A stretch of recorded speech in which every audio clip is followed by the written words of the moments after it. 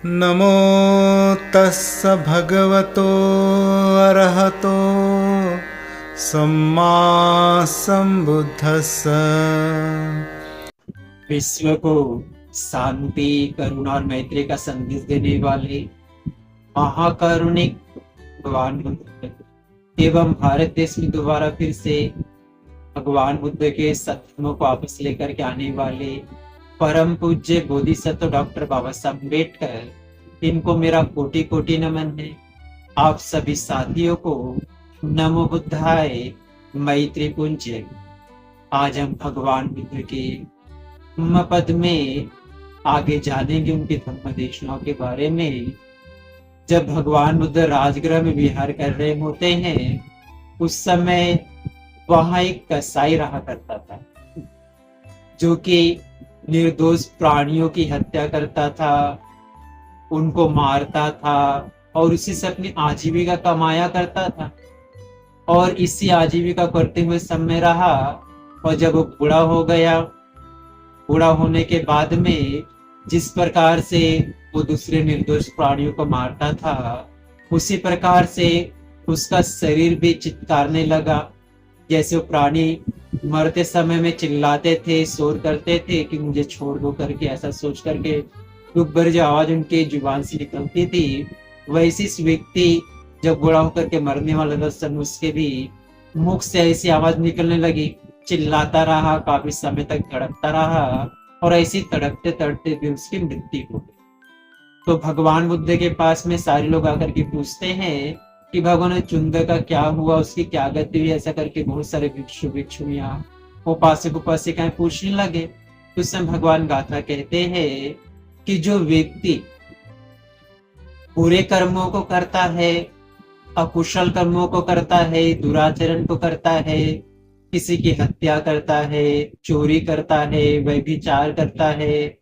झूठ, निंदा, चुगली, वैर, कटु वचन बोलता है, गुटखा, बीड़ी, तंबाकू, शराब, नशीली चीजों का सेवन करता है, औरों को धोखा दे करके, औरों को दुख पहुंचा करके, औरों का नुकसान करके अपनी आजीविका को कमाता है, वो व्यक्ति सदैव दुखी रहता है। वो सोचता है कि उसने ऐसे बुरे कर्मों को करके आजीविका कमाई है करके, इसलिए सदैव दुखी रहता है और उस दुख के कारण वो सदैव शोक करता है और उसकी हमेशा दुर्गति ही। और भगवान बुद्ध कहते हैं जो व्यक्ति अच्छे कर्म करता है, सील का पालन करता है, सदाचार का पालन करता है और अपनी आजीविका को ऐसा रखता है इससे कभी किसी की हत्या ना हो, किसी की चोरी भी नहीं करता, व्यभिचार भी नहीं करता, झूठ, निंदा, चुगली बोलता भी नहीं है और कोई भी गुटखा, बीड़ी, तंबाकू, शराब जैसी चीजों का सेवन नहीं करता है, औरों को खुश करके, औरों का भला करने के लिए, औरों का कल्याण करने के लिए, दूसरों के मंगल के लिए आजीविका करता है और उसकी आजीविका से किसी भी व्यक्ति को, किसी भी प्राणी को कोई दुख नहीं पहुंचता है,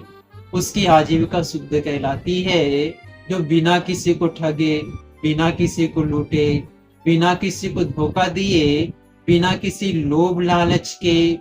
अपने संतुष्टि के साथ में आजीविका को कमाता है, वही व्यक्ति सदैव सुख पाता है और हमेशा अपनी आजीविका को कमा करके उसी अच्छी आजीविका से, जिसको उसने ईमानदारी से, परिश्रम से, मेहनत से कमाया है, उसी को जब वो दान करता है,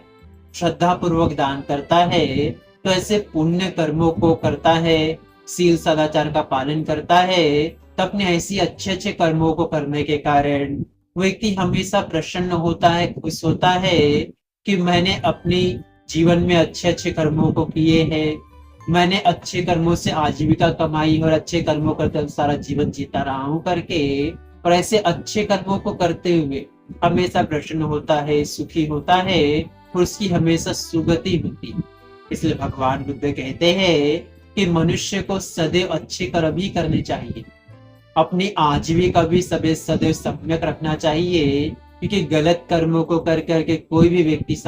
सदैव सुखी नहीं हो सकता है, बल्कि दुख को ही प्राप्त करता है।